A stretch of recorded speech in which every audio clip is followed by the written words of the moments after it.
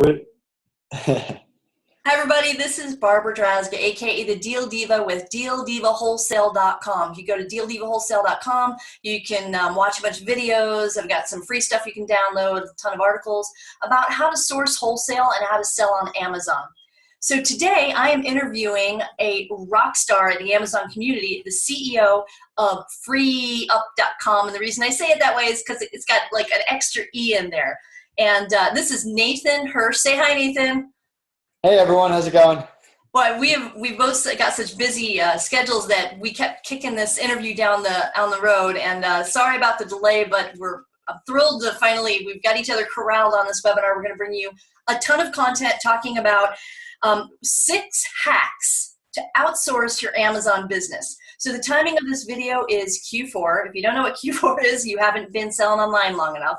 Q4 is the last 3 months of the year, when a significant portion of an online seller's sales and retail too are going to come in that last 3 months of the year. So if you're anything like me, you've got stuff all over your warehouse, your house, it's stacked up, you're prepping, you're not sleeping a lot for a good, 10 weeks, the last weeks of these year. And I reached a point recently where I'm exhausted. Can you tell? I'm kind of tired. I nap on the couch for a couple hours, and I get up and I do more prep and I order more wholesale orders, and then I receive a shipment, then I do some prep, then I pack, then I list, then I nap for 2 hours, and then I do it all over again for 10 weeks. And I decided this year that I'm done with that model, and it's a good way to burn out and not enjoy the holidays, right? Because why are we really in business? To have a great lifestyle, and the lifestyle that allows us the freedom of time to be with our family and our friends when we want to, right? And have some me time. So enough about me. I want to introduce you to again, Nathan Hirsch, CEO of FreeUp, and he's going to talk about 6 hacks to outsource your Amazon business so you're not doing everything yourself. Is that a good lead in, Nathan? That was perfect. And thanks so much for having me. It's been great. We were chatting for like 15, 20 minutes before this just about life and our entrepreneurial journey and where we are. And we had so much in common. It's been a lot of fun. So I think this should be really good for your community. And I've been looking forward to it all day.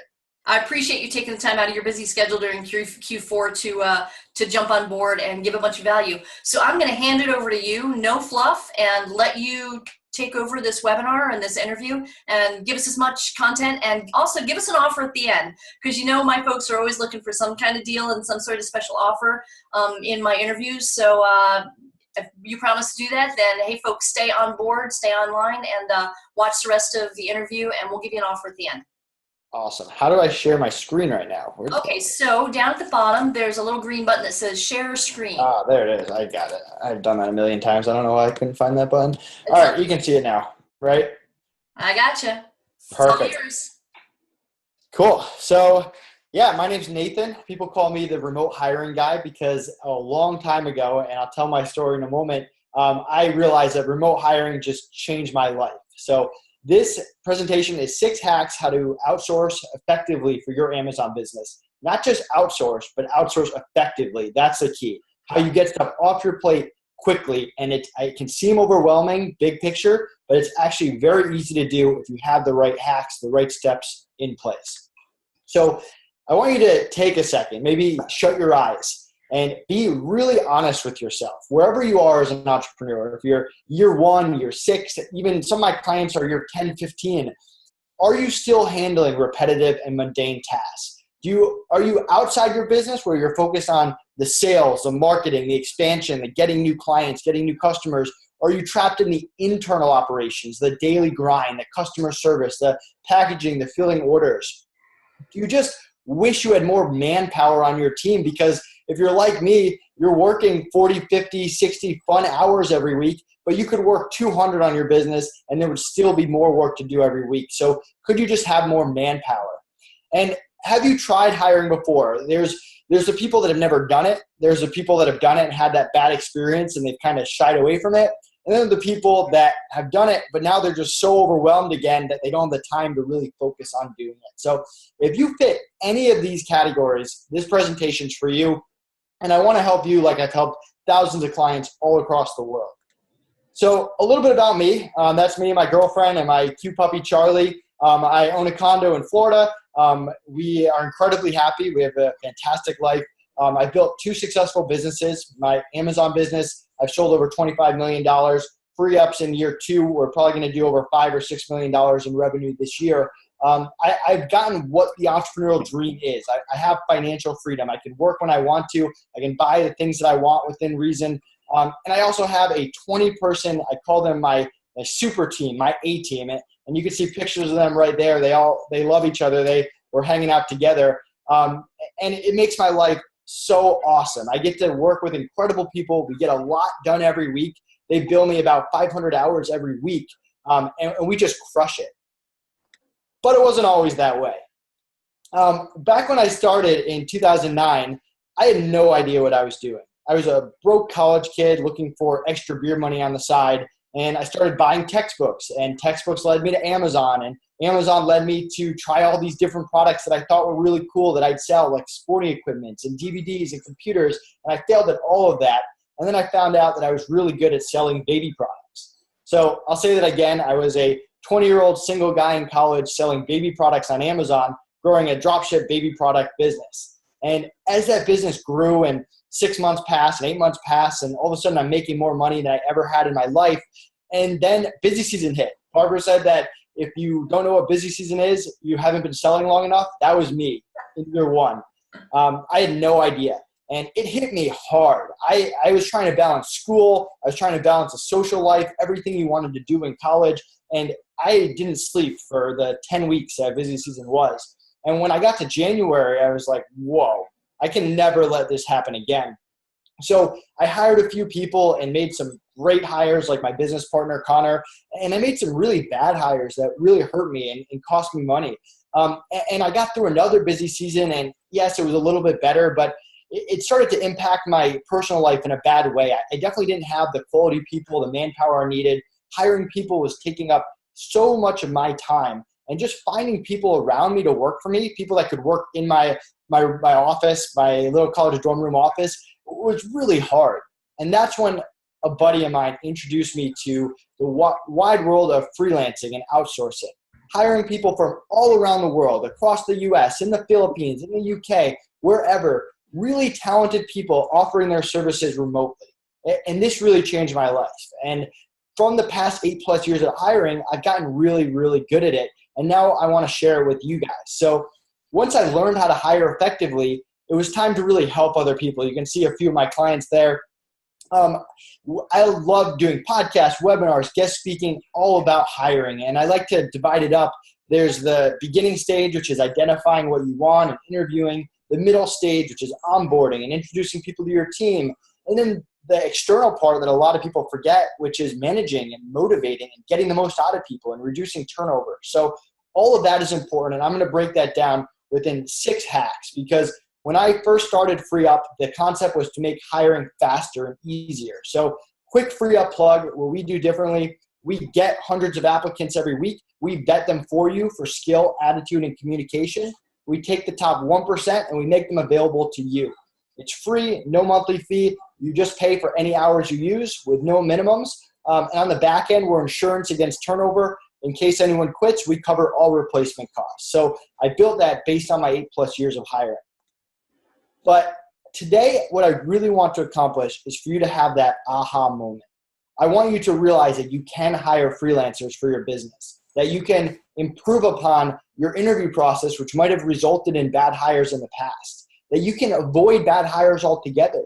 No one has a 100% hire record. I don't even have that, even in the past year, but it's pretty high. And whenever I make a bad hire, I adjust my process to avoid those in the future. So you're going to learn some great hacks on that, how to get the most out of people, because FreeUp can provide you that really talented vetted worker, but if you don't know what you're doing after that, it's not that good. And how to just build that remote culture, because a lot of people don't hire remote because they feel like they have to have that internal chemistry. And I can promise you there is no better culture than my 20-person A team. So I know it's possible. And I haven't met anyone there in person. I'll be meeting them for the first time in March. And a lot of them have been working with me for 5+ years. So without further ado, let's jump right in. Hack number 1, identify the tasks to take off your plate. So as you can see from the picture here, what I want you to do is get away from your computer. Go sit by a lake. Go outside. Just get away and with a piece of paper and a pencil, old-fashioned, and write down a list of everything you do on a day-to-day, week-to-week, month-to-month basis. And put it in order from easiest to hardest. And what you're going to do is you're going to chip away at that list. You're going to start at the bottom of the list, and you're going to take that easiest stuff off your plate. So step one, identifying what you're going to do, create that list. Now, if you're at a point in your business where you have a good revenue stream, where you can afford to invest money really back into your business and not just the day-to-day operations, you're going to create a second list. And that list is everything you're bad at. My business partner and I, Connor, we found this incredible activity online in year 4 or 5 of the company where we were starting to step on each other's toes. We didn't really have a direction. And we found this activity online where for an hour we sat on my patio and we just said, you're good at this, you're bad at this. Brutally honest to each other, as honest as we could be. And from there, we realized, A, we complement each other very well. My strengths were his weaknesses and vice versa, and that's great. But there was also just a list of things that we were both bad at. We just had no idea what we were doing. So with that list, we started to hire people that were really good at those things, turning those weaknesses into strengths. And that's how we accelerated our Amazon business. So again, list number 1, repetitive, mundane, day-to-day operation stuff. I have what I call the 3-month rule. I don't do anything longer than 3 months without taking it off my plate. And then you've got that higher level list, which is the things maybe you're not good at Amazon PPC. You want to hire an expert to turn that weakness into a strength. So that is how you free up your time. Step number 1, hack number 1, identify what you want to take off your plate. If you don't know what you want, it's going to be very hard for you to outsource or just hire in general. Hey, Nate, before you go further, I just want to interject for a second. I love that 3-month rule. I've never thought about it that way. But for me, I think about it, if I do something more than 3 or 4 times, then I realize that I need to outsource. But I like that 3-month rule. And then another thing I do is I call it a stop doing list instead of a to-do list. Basically what you just said, but I call it what do I have to stop doing? And I actually have a little book that I carry around, this little bitty, here it is, right? And this is my stop doing notebook. And every time that I find myself doing something that I hate to do, that I'm not good at doing, or that I keep doing over and over that I know I can hire someone else to do probably better than I jot it down in my stop doing book. And this is where I start when I look for freelancers. This is the list I start with. So I just want to interject that. You can call it a stop doing list too. Keep going. No, I love it. And I found like, hey, especially as a startup where your processes are changing, in month 1, you're kind of figuring it out. In month 2, you're doing it over and over again, and you're kind of tweaking and making adjustments as you find little bugs in the process. And then by month 2 or 3, you're ready to take it off your plate. By the end of month 3, you're sick of doing it, and it really should be off your plate. So that's kind of how I broke it down. So hack number 2, create a model of your perfect freelancer. And this could apply to anything you're hiring for. It doesn't have to be freelancers. If you don't know what you're looking for, I promise you won't find it. You have to know. And if you're a FreeUp client of mine, and I tell clients this all the time, I'm like, you have to tell me what you're looking for. I can get you the right person. There's 700 plus workers in the marketplace. I'm pretty confident that right freelancers in there. But if I don't know, if you're giving me vague information, it's very tough, and I might have to give you different options. And if I give you different options, you're going to have to spend more time going through the options. It's much easier for you if you know exactly what your perfect worker looks like. And that goes into skill set. I mean, there's a time and a place for someone that's a 5 out of 10. There's a time and a place for someone that's a 10 out of 10. And with that, the pricing kind of varies. So knowing the price point that you're looking for, what your budget is. The last thing you want to do is hire someone, invest your own time, energy, and money into someone, and then run out of budget and have to start over or just waste that. What kind of availability do you need? I can't tell you how many clients they're like, oh, I need someone every Saturday, every other Saturday, let's say. And they start interviewing people and they don't even bring that up. They don't even mention it until they go to hire someone and they're like, by the way, I need this. And it just wastes their time. Maybe that person can't do it at the end. So really knowing the availability. Is it 1 hour a day? Is it 20 hours a week? Is it a one-time project that has a delivery date? And what kind of attitude, and we'll talk about this more in a different hack, but if you're running a real estate business that's cutthroat where everyone's trying to get every little sale, or you're running that warm and fuzzy culture business that everyone's family, you have to know what kind of attitude you're looking for, because there's people out there that might not match exactly what you're looking for. And these are only 5 things here that you should be thinking about, but there's even more than that. I mean, you should be thinking about what kind of references you want them to have. Have they worked for bigger sellers before? What kind of background or what kind of training on their own? Just different things outside the box to really craft what that perfect person looks like. And you might not be able to find someone who's 100% within the budget that you want, but you can normally get pretty close. And it's a very effective way to hire, really laying out what you're looking for. So hack number 3 is interview to find the best. So I once took a college class on how to interview. It didn't teach me how to do the job properly. It just taught me how to answer interview questions. And too many people interview the wrong way, in my opinion. They look for those really good answers, and the person gives those canned answers, and they hire them, and then they wonder why it didn't work out. Interviewing needs to be backwards. The goal of interviewing is to trick them. It is. It's to pull out those red flags. What red flag is a person saying that is going to lead to an issue down the line? So now that we've kind of established that's how you're interviewing, the 3 things you're looking for are skill, attitude, and communication. And Barbara, you can speak for this. Have you ever hired someone and you're like, oh, they have the skill, but then you find out down the line the communication, the attitude just don't match that? Yeah, I actually have a saying that I actually hire for attitude over skill, because skill I can teach, but attitude is harder to teach. If they don't have the right positive mindset and, hey, let's go, I'm going to figure out how to do this for you. Let me help you. Let me support you. If they have a bad attitude and they're always looking at their watch to see when, time's up, can't work today anymore for a minute, or I can teach them skills, but attitude can't be taught. So yes, I do have. Absolutely. And it's very rare that you hire someone, you're like, wow, that person had incredible skills. They had a great attitude. They communicated the highest possible level, but they were a terrible hire. They wasted my time and money. That normally doesn't happen. If you get all 3, you have a lot of success. It's when you find someone and you're like, oh, wow, this person is amazing at Facebook ads, I'm going to hire him, and you don't vet for the attitude and communication, that you run into a lot of issues. So we'll break this down a little bit further. For skill, I mentioned there's a time and a place for someone who's a 5 out of 10 and someone who's a 10 out of 10. What's important with skill is that people are honest about what they can and can't do. That's really the key. If someone says that they can make a logo for you that models someone else's, either they can or they can't. If someone says that they can write without grammar issues, it's a can or they can't. And that's why in the marketplace, we're holding people accountable. Yes, you can take any ticket that you want, but you need to be able to do it. If you put your word on something, we're holding you to that. And that's what skill is all about. And with skill, there are the old-fashioned ways. You're dealing with references. What other clients, big clients or similar sized clients they've worked with before.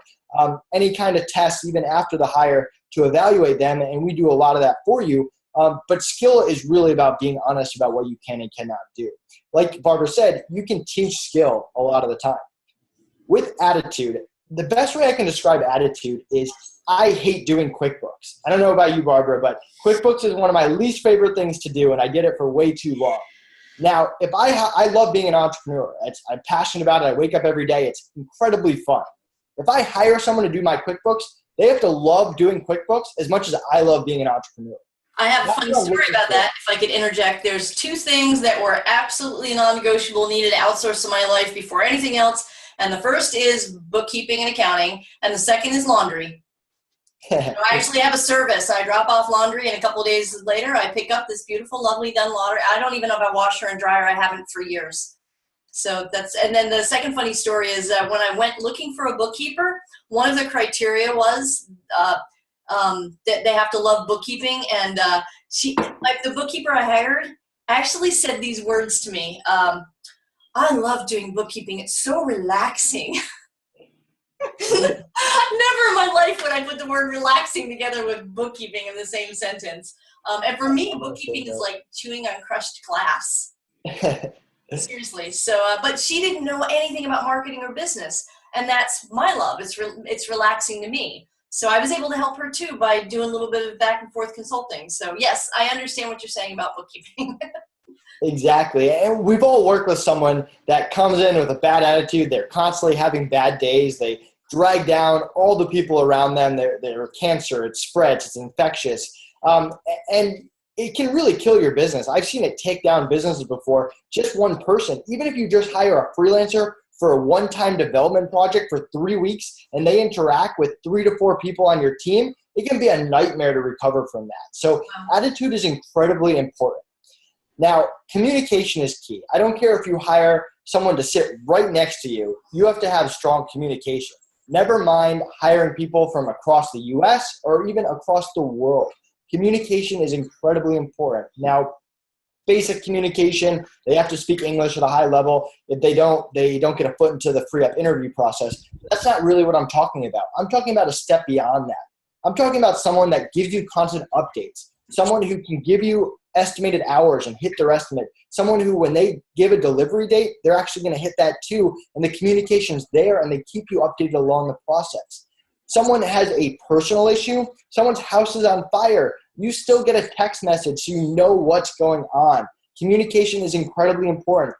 The last thing you want to do, and one thing that I will not put up with, is having to chase someone across the Philippines to try to get a hold of them. It's not realistic. It's not possible. It's the fastest way to get kicked off the FreeUp marketplace if you don't communicate. They're required to respond within 1 business day. And honestly, 99% of them do an incredible job and respond way faster than that. But communication is really key. And we'll talk about this more with the next hack, but your communication style or my communication style and Barbara's communication style are probably different. They're probably not exactly the same. And it's important that you find people that can communicate on the same level, or someone that you can at least tell them how you want to communicate and they can follow that and practice that. Because keep in mind that these freelancers, they might have 3 active clients at a time or even more than that. And every client might be different. One might like text, one might like Slack, one might like Skype. But being able to adjust to the client is really part of the freelancer's business if you think about it, in my opinion. So that's incredibly important. There's an article here. You can also find it on the FreeUp blog. It's 6 critical questions to ask freelancers to really help you interview. And one last thought before we move on to the next hack. Valuing your time is really what this is all about. And the interview process is no different. We cut people off a question or 2 into the interview process if we don't think it's the right fit, because we're getting lots of applicants. We don't have time. We're not going to give someone a 20-minute courtesy because we knew they weren't a fit from the beginning. That doesn't mean we're rude to them. We're still very polite. We wish them the best of luck. We say, hey, we don't think this is the right fit. We don't want to waste any more of your time. But we prioritize interview questions in the order of which is what's going to pull those red flags out to get rid of them. If you need someone to work every Saturday and that's the key to your business, that should be the first question you ask during the interview process. And if they can't do it, move on, find them someone else. The freelancer will be fine. So valuing your time during interviews, incredibly important. So hack number 4, and this is the part that most people forget. There are some people out there that are very good at interviewing and hiring. But once you get to the post-interview, the expectations, the onboarding, that's when they fail. And then they wonder down the line why they haven't had the success, because they've done a really good job vetting people. So, and you can also find, we have a free document. It's called the Client Expectations Doc or Client Expectations Guide, which isn't a great name, but you can find it on the FreeUp blog, and it really helps you lay out clearly what your expectations are. And when it comes to expectations, the first thing I do when I hire someone is I give them this document. And on the document, it tells them about my business, what's going on, what are the bad things and good things in the past, what are the things we're looking forward to, what are the current issues right now, who are the people on the team, who do they go to for what, how do we communicate, what's expected out of the worker, how quickly of a response time, for example, really laying it out there. I also include my pet peeves because, again, these workers are working for a few different clients at a time. I want them to know what my pet peeves are. It might not be the same as someone else. One of my pet peeves is I get 1,000 Skype messages or more every day. If someone messages me and is like, hey, Nate, I have a question, and they wait for me to respond before asking the question, and then they have to wait for me again, it just takes up a lot of my time. But how would anyone ever know that that's a pet peeve of mine unless I told them that from day one when they started working with me? So that's just one example. You can come up with your own, but really laying out the expectations right from the beginning. Avoid any gray areas, any confusion.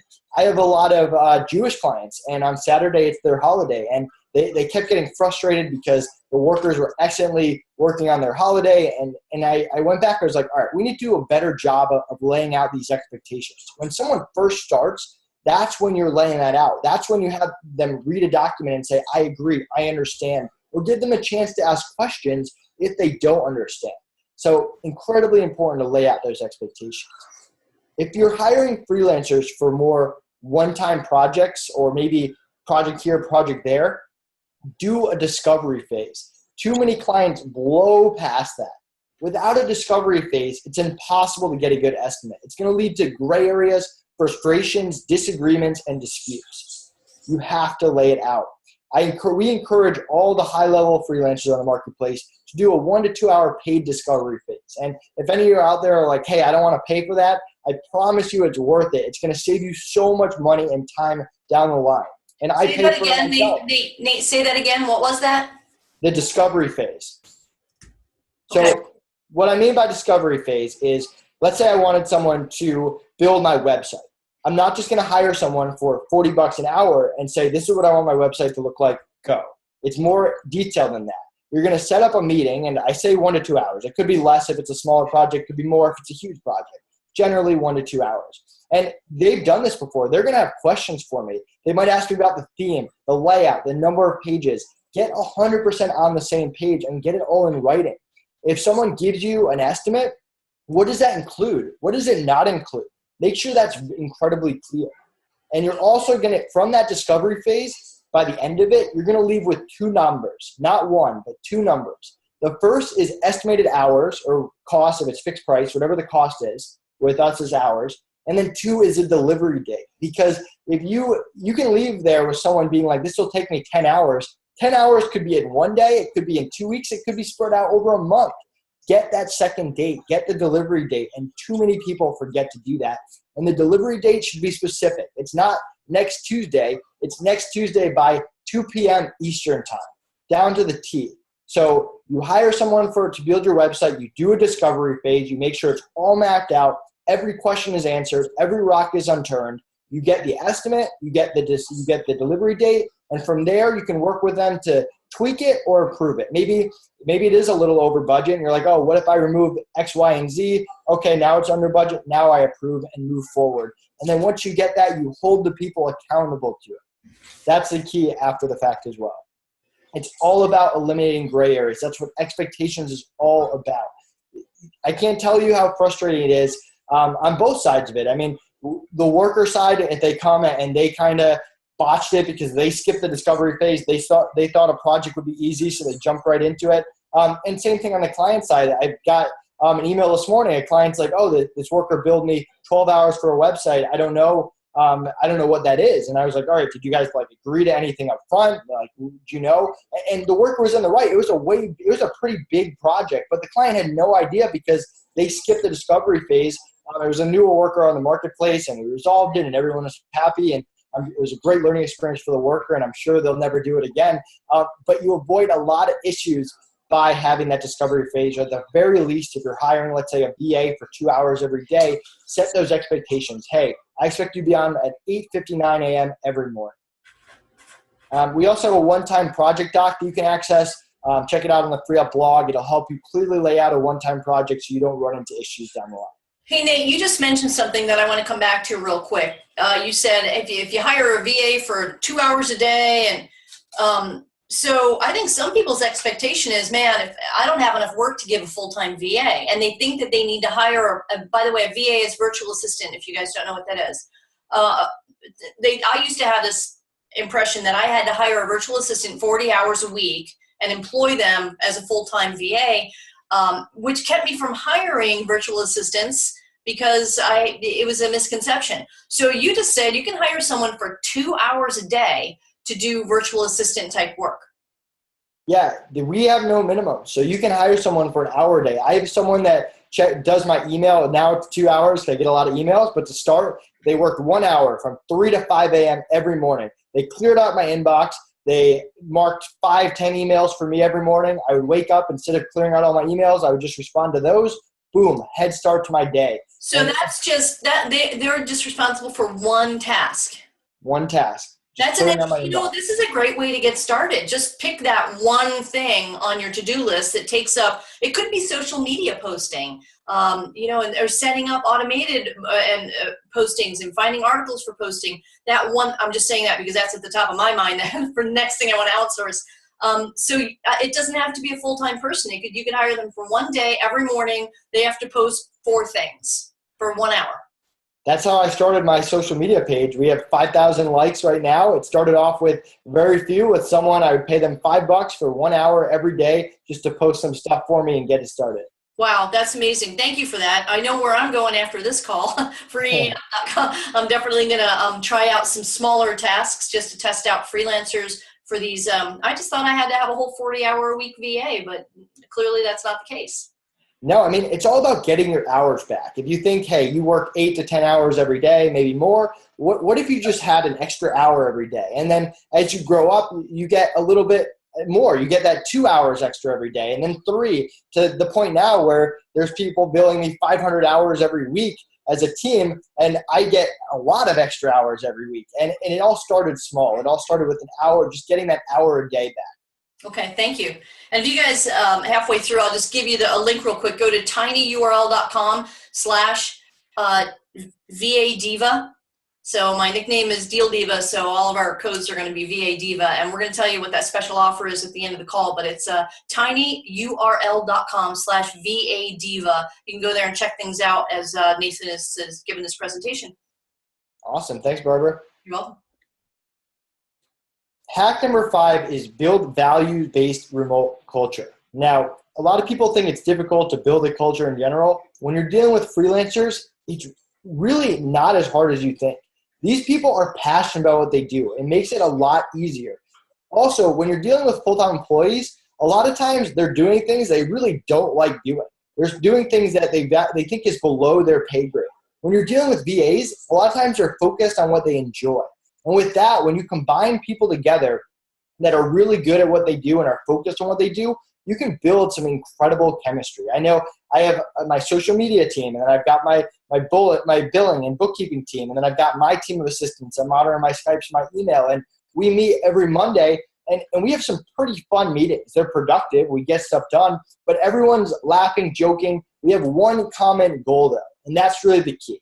The key to remote culture is first of all, interviewing and finding people with the right attitude. And second, putting people together towards that one common vision, that one common goal. What are we trying to do? For FreeUp, we're trying to hit 10,000 hours this billing period. If you ask my data entry lead generation VA what the goal is, they know what it is and they feel a part of it. And that's really the key. When it comes to the company culture, it can be as easy as treating people well. I've seen clients fire off fast emails that are talking down to people. Maybe they don't even know what it sounds like. Not the best way to build culture. You have to show respect. You have to come up with different things that actually define your culture, that when you hire people, they have those qualities. So if you own that real estate business, that cutthroat business, which who am I to tell you is the wrong way to build a culture, make sure you don't hire that warm and fuzzy person that would be better working in my environment. Now with me, I define my culture with a few things. One is feedback. We have an incredibly open culture for feedback. Whether you're someone that started on day one, you can talk to me, the CEO, directly. I want your feedback. I want to know everything about what's good, what's bad, what's ugly. So feedback is key. And at the same time, as me being the CEO, I can give feedback to a VA without them taking it personally, without thinking that they're going to quit. That's the kind of culture that we build. With that, we have accountability. Accountability is huge. If you say that you're going to do something, you do it. If you give me a deadline that you set, you need to hit it. If I give you a project and I need it done, I'm expecting you to do it.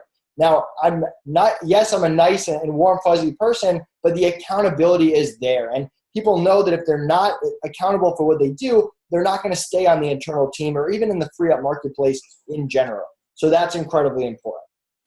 And you can come up with your own values that kind of define your company culture and mold it. I would take a second and just list 3 to 5 things that are important to you. And for when you figure out those things are important to you and your business, everyone you hire needs to be focused and agreeable on those terms. Now, one activity that Connor did back when we opened up an office a while ago, we got rid of it and went remote, but we had a bunch of internal people. We had them come up with the culture together. We would have people brainstorm and come to mutual things that we'd all agree upon. And you can do that with a remote team. Now, you should guide the conversation in the right direction. You should maybe start with number 1 and 2 and let them fill in the rest. But making them feel like they own it, that they're a part of it, is incredibly important. Now, with this culture, and this is where a lot of entrepreneurs go wrong, is when hiring freelancers.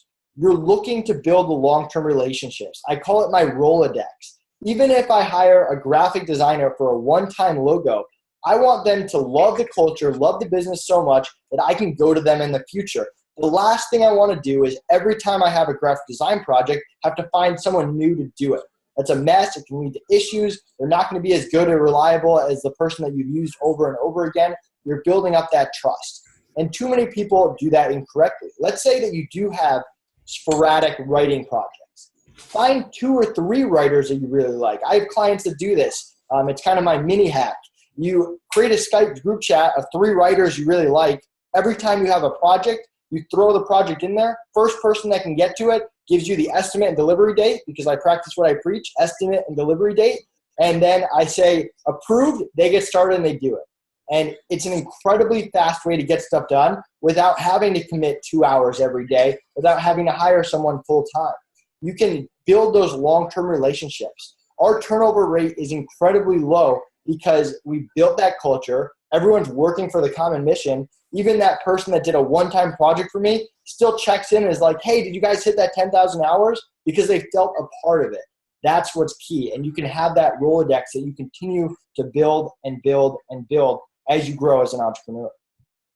Yeah, I love that. The whole going back to the pool of people that you've used for individual projects. I do the same thing. So thanks for sharing that. You don't have to hire someone new every time you've got a little one-shot project. Yeah, and I've had clients do that over and over, and I've tried to recommend this, and then when they eventually do it, they're like, wow, this is a game changer. It saves me so much time. Yeah, it comes back to what we were talking about earlier, that you don't have to have so much work to hire someone 40 hours a week. You don't have to, wait until you have a 40-hour, type of job to hire someone for a team. Absolutely. Yeah, I couldn't agree more. Start small. You can always increase later as your business takes off. So as you can see here, hack number 6 is treat workers well, but hold them accountable. You can see a picture here. That's one of my good clients, Taylor. He actually traveled to the Philippines and took all his VAs that he had through FreeUp on a boat trip, and then they sent me the pictures. It was pretty awesome. But it's all about showing respect. It starts with respect. I'm actually going to change this. It's actually the workers, not your workers. They are businesses. They're freelancers. You have to understand it. They are running their own business. So you can't talk down to them. You have to have business-to-business conversations. And too many business owners really don't understand that. And there's a certain respect lacking. I mentioned that firing off an email or on a Skype message. Chicky Ann, which has been my VA for 6+ years. I'm the godfather of one of her kids. She lives in the Philippines. And when we first started working together, she was my first Filipino hire. I'd never talked to someone in the Philippines before, never mind hired them. And we started to build this virtual assistant. I called it my VA army. And she took me aside one day because, remember, we have that open feedback culture. And she was like, Nate, the way you're talking to people, it might be fine for the US. You're a very direct person. You're not that emotional when you're talking about business, but that just doesn't work for people in the Philippines. We're a little bit more emotional. We care about what people think. Why don't you adjust your words a little bit? And she gave me some examples. And that was some of the best feedback I'd ever gotten. And I took that to heart and I applied it instantly. And people saw a change. And all of a sudden my turnover just plummeted. People wanted to work there. Outside of that, people would tell all their other friends about, it was my Portlight, it wasn't FreeUp, it was my Amazon business. And all of a sudden I started getting messages of people wanting to join. Just because I flipped the switch of being the boss that was talking down to people to being someone that talked to them on eye level, being nice, respectful, showing them I'm a real human. And that's incredibly important when you're dealing with people. The other side of it is, as an entrepreneur, you're going to have the ups, you're going to have the downs. After about 5 to 10 of them, I became pretty numb to it. And I know that even when I get on a high, I know that something's going to happen. And whenever I'm on a low, I don't think life is over anymore. And I know I'm going to recover. But there's a lot of entrepreneurs that they haven't gotten over that yet. And when they're going well, everything's great and the VAs want to be around them. And anytime something turns for the worst, everyone runs and hides. Don't be that person. You have to be consistent as an entrepreneur. Even if everything is falling apart around you, you are the leader. You are the boss. You have to be the one that shows that calm, cool, and collective mentality. And we all have bad days. I have bad days. You can't take it on other people. I even have Connor, my business partner, I have him remind me. There was a day, it was about a month ago, I worked like 15 days straight. I had a bunch of conferences to go to. I was speaking at them. I was running FreeUp. I think I had some mastermind that I went to. And by day 15, I mean, my eyes were popping out of my head. And every person I was talking to, I was getting a little sharp and antsy. And it wasn't anyone's fault but mine. And my business partner, Connor, was just like, yo, Nate, you got to chill. Like, just like pay a little more attention to what you're saying. And I just snapped out of it. I was like, whoa, you're right. Like, let's not get back to old habits. And having someone there to kind of remind you, if you work with your husband, your wife, or you have a business partner, even your VA that you trust, because Chicky Ann will do the same thing that Connor does if she ever sees me getting out of line in one direction. Just having them get you those reminders. Try to get more to that constant state, and you'll have a lot more hiring success. No one wants to work with someone that is yelling, that is constantly having a bad mood. Just like you don't want to hire someone that has a bad attitude, you don't want to work with or for someone that has a bad attitude either. So look at it from their perspective. Now, showing respect and be consistent, I said this before and I'll say it again, it does not mean to lower your expectations. It does not mean to not hold them accountable. You still do. You just do it in a respectful way. Even if you fire someone, and I've fired plenty of people or parted ways with people, you still do it a respectful way. I've even done exit interviews, and there's only one kind of exit interview, and that's an uncomfortable exit interview.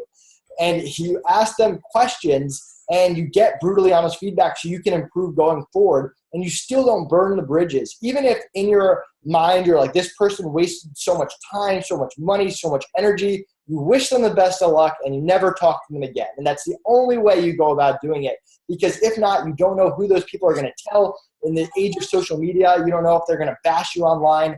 That stuff spreads like wildfire. So we've had plenty of VAs that we removed from the marketplace that I fired in my Amazon business. You still treat them with respect. They're human beings. A lot of times they tried the best they could, and for whatever reason, they weren't a fit.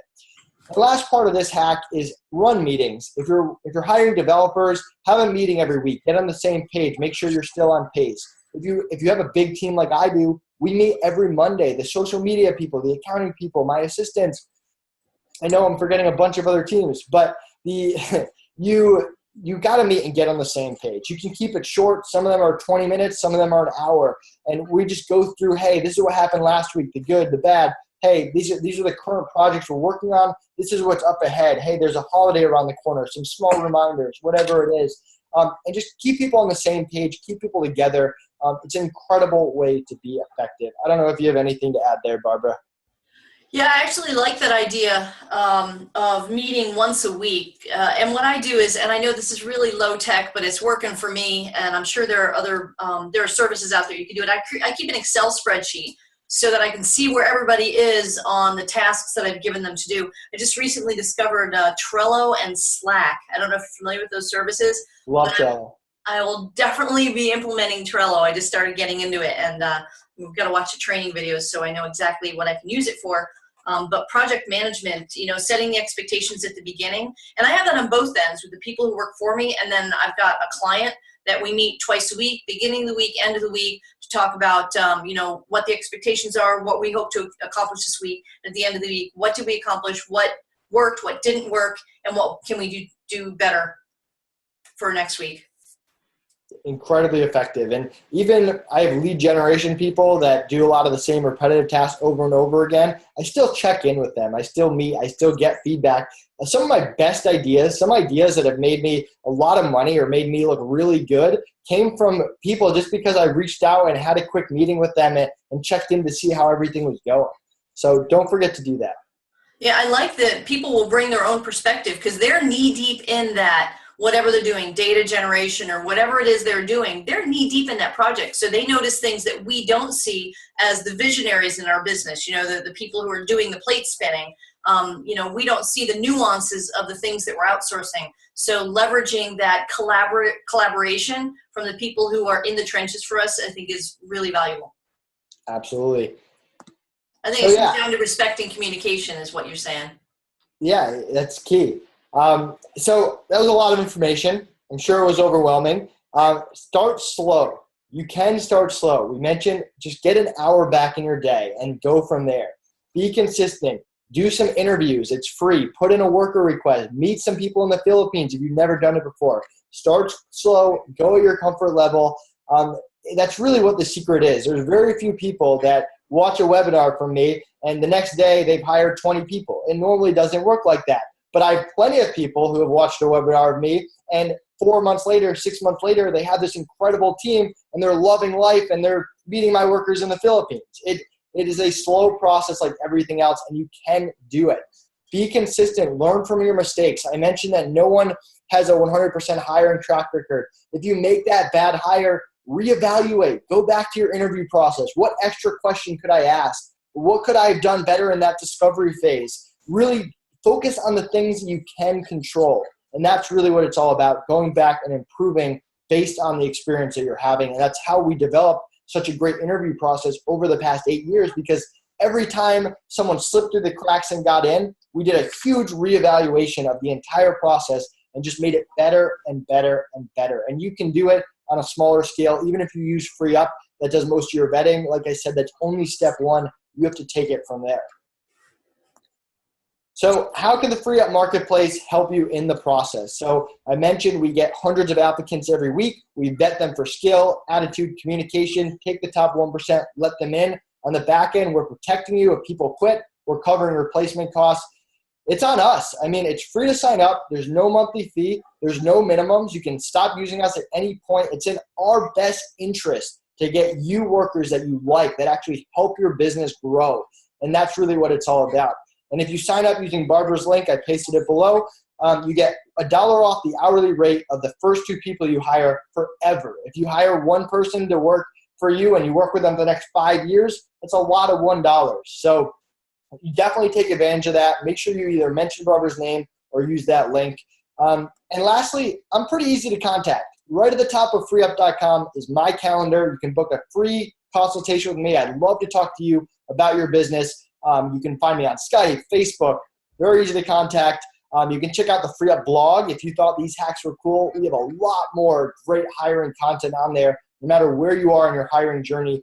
If you want to learn about bootstrapping businesses, and a lot of that is about hiring as well, because the best investment you can make as a bootstrapper is into people. You can check out my book, Free Up Your Business, and my email address is right there. So Barbara, thank you so much for having me.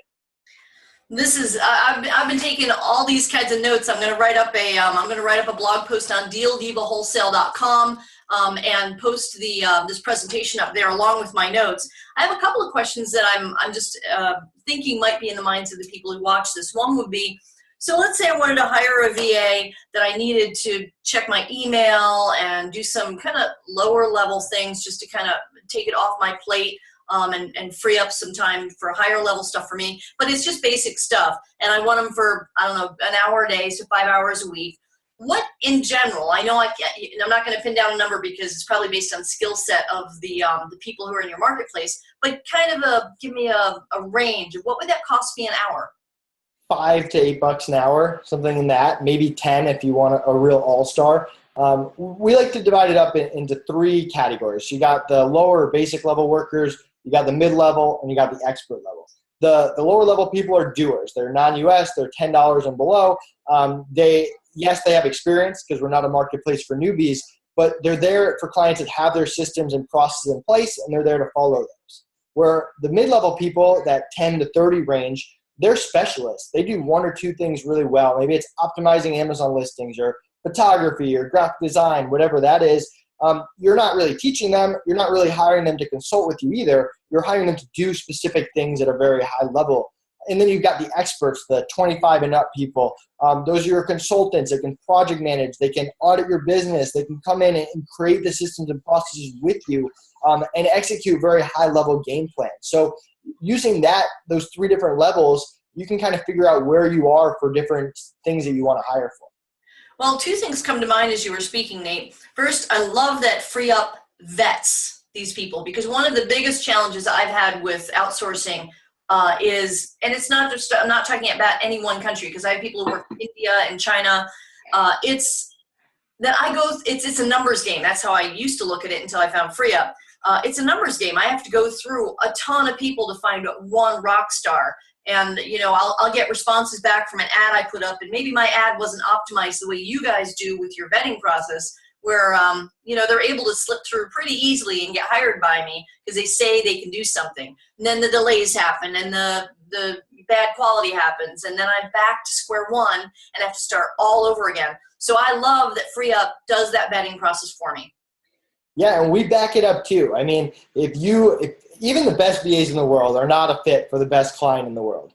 Keeping that in mind, if you hire someone and after an hour or 2, you're like, you know what, this isn't a right fit, whatever, let us know. We'll get you some free hours. We'll get you a new person. We're really only interested in getting you people you actually like that help your business. That's what we're all about. That's why we created this business. I love it. Thank you. There's one other thing that came to mind for me is I can envision, and I'm sure this is not new for you, this new concept, but it is a little bit for me, at some point I like that you talked about teams, like a social media team and a research team and, an accounting team, bookkeeping, finance team, whatever. But then having one person that managed that whole team, and that one person is accountable to me. So instead of me managing multiple teams with multiple people, putting an upper level, like you were talking about those upper level people, as the manager to all of these teams. And that's the only person I interact with. Yeah, I mean, I've seen clients do it many different ways. Some of them have an internal employee and they're the project manager. Some people, they'll hire a project manager and that project manager will come to me and will add people to that team for them. We've had people that they'll start off slow. They're hiring all these people. They take all this stuff off their plate and now they're like, oh my God, now I'm not interviewing anymore, but I'm managing 10 people, time to add a project manager. So there's lots of ways to go about it. Yeah, go ahead and stop sharing your screen so we can say goodbye officially. And I just want to tell everybody, go to tinyurl.com/VADiva. Actually, you have to go down to the bottom and click on stop sharing your screen. You go up the top there. Sorry about that. So go to tinyurl.com/VADiva, and Nate's going to give you $1 off of anybody you hire, 2 people, right? First 2 people. First 2 people you hire, and $1 off of their hourly rate for the lifetime that you have those exact VAs, correct? Correct. Okay. And they're not just VAs, right? You have people who do all sorts of things in there. So the 2 people that you hire, regardless of what they are, for the life of however long you have them, you save $1 off their hourly rate forever. So go to tinyurl.com/VADiva. And go check out Nate. Go ahead and spell your last name. It's Hirsch, but spell it so they can find you on Facebook. HIRSCH. You can find me on Facebook, Instagram, Twitter. I'd love to connect. I love meeting entrepreneurs. People have so much to share, and this is my way of giving back and really helping people. Nate, where are you speaking next? Right now, I'm focused on busy season. Actually, that's not true. I'm speaking next Tuesday down by Melbourne, Florida. There's a conference there. That's my last one of the year. Near Florida, I know, right? It's Q4. If anybody doesn't see this when we first post it, it's actually November 3rd, 2017. So we're all on this, last 7 weeks of the year, fanatical crazies. So I am looking forward to going over to FreeUp. That wasn't a typo, guys. There's an extra E in there. But if you go to tinyurl.com/VADiva, you'll get there as a redirect. I'm looking forward to going over there and testing out your services myself today by hiring someone for an hour a day for something. And I'm going to do the homework I'm asking you guys to do, which is create a stop doing list. Right when you get off this call, pull out a piece of paper, go sit in the back patio unless it's snowing, in which case you can go to a Starbucks, wherever, get out of your environment and create your stop doing list. And then go to FreeUp, register for FreeUp for free, and pick a VA or someone who can handle that one thing for 1 hour a day, and see how that transforms your business and see what it does to your business. Just go ahead and do it. So anyway, thank you, Nate. Do you prefer Nate or Nathan? Honestly, people call me both now. It's just become one blur, but either one's fine. All right, Nate. Hey, thank you so much for being on today. I'm Barbara Drazga, aka the Deal Diva, DealDivaWholesale.com. The replay will be up on DealDivaWholesale.com, and lots of free resources there. Go over and watch all the videos and download stuff. And you guys can catch me on Facebook at Barbara Drazga, Drazga. Thank you, Nate from FreeUp, for spending time today with us, and I will talk to you soon. Bye.